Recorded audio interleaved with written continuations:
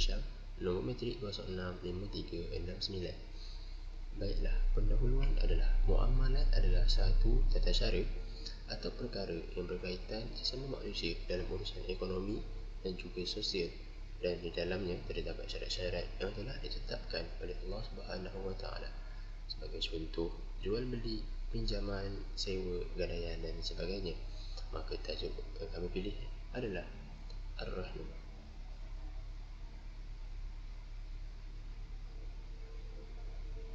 Baiklah, saya akan meneruskan lagi dengan konsep Ar-Rahnu.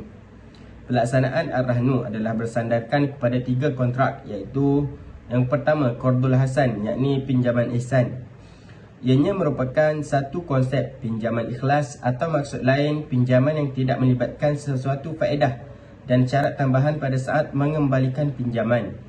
Walau bagaimanapun, peminjam boleh mengikut budi bicaranya, seperti membayar balik dengan tambahan wang yang lebih banyak daripada wang yang dipinjam sebagai tanda berterima kasih atas kemurahan hati dan kesabarannya. Pinjaman jenis ini tidak dianggap sebagai melanggar hukum syariah, iaitu dengan melibatkan riba kerana tidak melakukan suatu perjanjian untuk membayar lebih atau riba. Justru ianya juga dianggap sebagai perjanjian pinjaman di antara pemajak dan juga penggadai. Penggadai digalakkan memberi token sebagai tanda penghargaan, manakala pemajak dilarang untuk meminta bayaran tambahannya. Dalam bahasa Melayu, memberi maksud bahawasanya pembiayaan ini tidak dapat dikenakan apa-apa charge selain daripada pembiayaan yang telah diberikan untuknya. Selain itu juga, tiada keuntungan yang boleh diambil oleh pembiaya terhadap peminjamnya. Yang seterusnya ialah wadiah yad damanah. Pembiaya diamanahkan untuk menjaga emas yang telah dibajakkan. Jika berlaku sebarang kehilangan, pembiaya akan bertanggungjawab untuk menggantikan semula emas tersebut. Penggadai juga perlu menyediakan barang gadaian untuk jaminan pinjaman yang akan dibayar.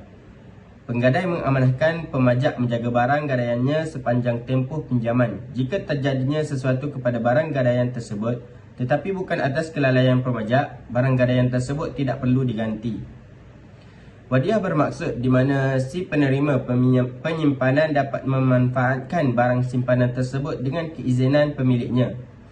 Justru itu dapat menjamin untuk mengembalikan simpanan tersebut tidak mengikut masa apabila si pemilik menghendakinya. Prinsip ini diaplikasikan dalam produk gairo dan tabungan. Ia sangat mudah bagi si pemilik jika terjadinya sesuatu kecemasan untuk menggunanya. Yang ketiga, iaitu yang terakhir sekali, ialah Al-Ujrah. Al-Ujrah adalah suatu kata bahasa Arab yang menjadi istilah dalam perbankan syariah yang bermaksud upah. Ujrah atau upah dalam fiqh muamalat ialah harta yang harus dibayarkan kepada pekerja. Selain itu, ujrah atau upah adalah wang yang dibayarkan sebagai pembalas jasa kerana berhati mulia atau sebagai pembayar tenaga yang sudah dikeluarkan untuk mengerjakan sesuatu pekerjaan. Walhal menurut Imam Mazhab Syafi'i, ujrah ialah penyelesaian terhadap manfaat yang dikehendaki secara teliti dari harta yang bersifat mubah dan dapat dipertukarkan dengan imbalan tertentu. Oleh sebab itu, ujrah atau wakalah bil ujrah adalah salah satu daripada beberapa akad dalam semua penyelesaian keuangan syariah. Dengan dasar inilah semua perusahaan, penyedia layanan dan produk keuangan syariah mendapatkan keuntungan. Di dalam undang-undang ujrah, pembiaya dibenarkan untuk mengenakan sedikit charge sebagai upah menjaga emas yang dicagarkan. Dalam undang-undang Ar-Rahnu pula, ujrah ialah upah simpan yang digunakan untuk perlindungan takaful, gaji pekerja, kos pentadbiran dan keuntungan kepada organisasi pembiaya. Pemajak juga dibenarkan untuk mengenakan upah kerana menyimpan barang gadaian dengan baik dan selamat. Akhir sekali, pemajak dipertanggungjawabkan mengganti barang yang hilang atau dicuri kepada penggadai jika gagal mematuhi perjanjian yang ditetapkan. Baik, seterusnya saya akan menerangkan tentang peranan Ar-Rahnu. Institusi Ar-Rahnu ditubuhkan sebagai salah sebuah institusi kewangan yang menyediakan kemudahan pembiayaan berasaskan cagaran di Malaysia. Penubuhan institusi Ar-Rahnu ini telah banyak menyumbang kepada perkembangan ekonomi negara. Ar-Rahnu atau pajak gadai Islam yang berlandaskan syariah ini adalah skim gadaian yang melindungi para penggadai sekaligus membantu masyarakat Islam khususnya daripada terlibat dengan transaksi pajak gadai konvensional yang berunsurkan riba. Jadi terdapat beberapa peranan utama yang dimainkan oleh institusi arahan ini, baik di antaranya ialah yang pertama, pembangunan sosial ekonomi. Pertamanya, Arahnu dapat memberi manfaat kepada usahawan-usahawan kecil untuk mendapatkan modal bagi memulakan perniagaan mereka. Jadi isu paling utama yang sering kali dihadapi oleh usahawan ialah kesukaran untuk mendapatkan pembiayaan modal. Hal yang berlaku ini adalah ekoran daripada Akta Perbankan yang terlalu ketat mengenai prosedur pembiayaan. Tambahan pula, usahawan kecil ini hanya menjalankan kegiatan perniagaan skala kecil. Jadi rentetan daripada perkara tersebut, jadi usahawan kecil ini tidak mendapat sebarang kepercayaan daripada bank. Jadi oleh itu, Arahnu dapat memberi satu peranan yang besar kerana Arahnu dia menyediakan pembiayaan menerusi pinjaman kebajikan tanpa sebarang tambahan. Jadi antara manfaat utama Arahnu ni adalah akad alasan yang diperkenalkan dalam kontrak Arahnu. Baik. Yang kedua, selain daripada memberi manfaat kepada usahawan-usahawan kecil, Arahnu ini juga membantu golongan yang memerlukan seperti sekolah untuk dijadikan sebagai sumber keperluan bagi kewangan pendidikan, khususnya bagi sekolah-sekolah di kawasan luar bandar atau pedalaman. Dan sumber ini juga berguna terutamanya pada awal penggal persekolahan ataupun kepada sekolah yang hanya bergantung pada masa awal pendaftaran sahaja. Baik. Jadi yang ketiga, mereka yang menjalankan projek agrikultur dan industri kecil juga memerlukan modal pusingan. Jadi dengan adanya institusi Arahnu ini, maka pembangunan agrikultur dan industri kampung dapat berkembang dengan pesat dan juga jayanya. Baik. Yang keempat, Arahnu ini juga berperanan sebagai khidmat masyarakat. Ia dapat memenuhi keperluan masyarakat yang berpendapatan rendah. Jadi sebagai contoh bencana alam, kita tidak tahu bila bencana akan menimpa kita. Jadi dengan adanya Arahnu ini sedikit sebanyak dapat membantu golongan yang terjejas bagi melangsungkan kehidupan. Jadi perkara ini sekaligus dia memberi satu faedah yang besar kepada rakyat daripada terjebak dengan menggunakan skim yang tidak sah. Baik. Yang seterusnya adalah sumber modal. Jadi Arahnu ini juga dijadikan sebagai sumber modal bagi membantu peniaga-peniaga kecil kerana wujudnya satu jurang yang sangat besar di antara mereka, di antara yang berpendapatan rendah dan juga dengan pihak institusi kewangan. Jadi mereka ini tidak mendapat layanan yang baik oleh pihak berkenaan, sedangkan mereka ini adalah satu kelompok yang terbesar. Jadi di mana-mana saja jika kita lihat sekarang ini, di tepi jalan, di kedai-kedai, gerai-gerai, terdapatnya peniaga-peniaga kecil dalam masyarakat. Jadi peniaga-peniaga kecil ini dia memerlukan sumber kewangan atau modal bergantung pada jenis perniagaan dijalankan. Jadi skim Arahnu ini boleh menyumbang kepada perniagaan mereka. Baik. Selain itu, berlakunya kesukaran bagi peniaga-peniaga kecil ini untuk mendapatkan pinjaman mikrokredit daripada institusi kewangan adalah disebabkan 3 isu. Baik, yang pertama adalah isu cagaran. Kita tahu bahawa golongan berpendapatan rendah ini, mereka kebiasaannya tiada aset untuk dicagarkan. Tambahan pula, bank tidak menerima emas sebagai cagaran. Baik, isu yang kedua pula merupakan penjamin. Bank selalunya akan meminta penjamin yang kebiasaannya agak sukar untuk dapatkan. Dalam skim pajak gadai Arahnu, barang gadaian tersebut akan dijadikan sebagai jaminan. Baik, isu yang ketiga pula adalah ciri-ciri kelulusan. Jadi untuk meluluskan pinjaman ini, kebiasaannya bank akan meminta beberapa maklumat mengenai perniagaan, berbeza dengan Arahnu yang hanya memerlukan maklumat minimum sahaja dan juga maklumat bagi barang gadaian sahaja. Baik, jadi apa yang kita dapat lihat penghayatan daripada peranan-peranan tersebut, ibrahnya pertolongan dalam bentuk pinjaman ini sangat dituntut oleh Rasulullah SAW sendiri. Seperti yang dinyatakan dalam hadis oleh riwayat Ibnu Majah, yang maksud daripada Ibnu Mas'ud bahawasanya Rasulullah SAW telah bersabda, barang siapa yang memberi pinjaman kepada seorang Muslim sebanyak 2 kali, maka ia adalah seumpama dia memberi sedekah 1 kali. Baik. Hadis ini menjelaskan bahawa tentang ganjaran pahala yang sangat besar kepada orang yang menghulurkan pinjaman kepada yang memerlukan. Jadi Islam ini sangat menekankan prinsip tolong-menolong dan bekerjasama antara sesama manusia dalam memenuhi keperluan masing-masing. Demikian itu juga akad Qardul Hasan dapat membentuk sebuah masyarakat yang penyayang dan suka tolong-menolong antara satu sama lain. Seperti perkara ini juga termasuklah tolong-menolong dalam perihal yang melibatkan hutang oleh orang yang berada dalam kesusahan, maka wajib ke atasnya untuk membantu. Allah Subhanahu Wa Taala berfirman dalam surah Al-Baqarah ayat 280 yang bermaksud, dan jika orang berhutang itu dalam kesulitan, maka berilah tangguh sampai dia memperoleh kelapangan. Dan jika kamu menyedekahkan, itu lebih baik bagimu jika kamu mengetahui. Itu sahaja daripada saya. Wallahu a'lam. Assalamualaikum warahmatullahi ta'ala wabarakatuh. Nama saya Ahmad Azri bin Abdullah, bernombor matrik 068816. Hari ini saya akan membentangkan 10 kelebihan Ar-Rahnu. Yang pertama, ia tidak mengenakan kadar faedah, yakni ada unsur riba. Dalam perjanjian Ar-Rahnu, pinjaman yang dikeluarkan tidak akan sesekali dikenakan bunga, iaitu yang telah diharamkan oleh agama Islam. Yang kedua pula, nilai gadaian tidak akan merosot. Tiada kemerosotan atau perubahan dalam nilai cas untuk produk yang akan ditebus, dan tidak akan ada penyelewengan yang akan berlaku. Yang ketiga pula, wang lebihan gadaian akan dipulangkan jika penggadai tidak menebus barangan selepas perjanjian telah tamat, maka barangan tersebut akan sekaligus dilelong dan akan dimaklumkan kepada penggadai terlebih dahulu.